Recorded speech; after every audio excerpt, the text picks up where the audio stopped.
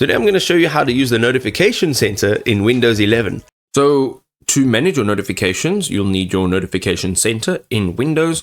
On the bottom right hand side, you'll see your date and your time. If you click on this, you'll see notifications right over here at the top right. Now, what you can actually do is go into the search bar and type in notifications. So you'll get all of these options, but the system settings that says notifications and actions, go ahead and click on this. Now we are in notifications. Here we can turn on notifications from different apps. So if you click on, you will find that down over here, you'll have all of the applications that you've given notifications permissions to. You can also see that there are some additional settings. And the way to add apps into this notification section over here is in each individual app.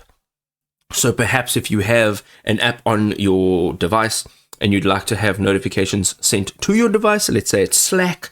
For example, we could use CapCut or even YouTube Studio. If you get a comment or whatever the case may be, you can add that in over here.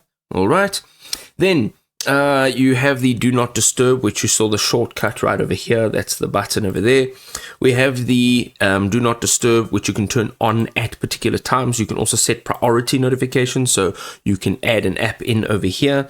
And as you go down over here, we've got the focus. So this is the ability to do session durations. You can hide badges on your apps.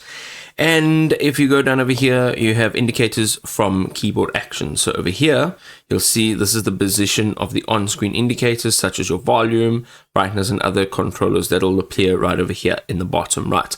But this is exactly where you actually manage all of your notifications.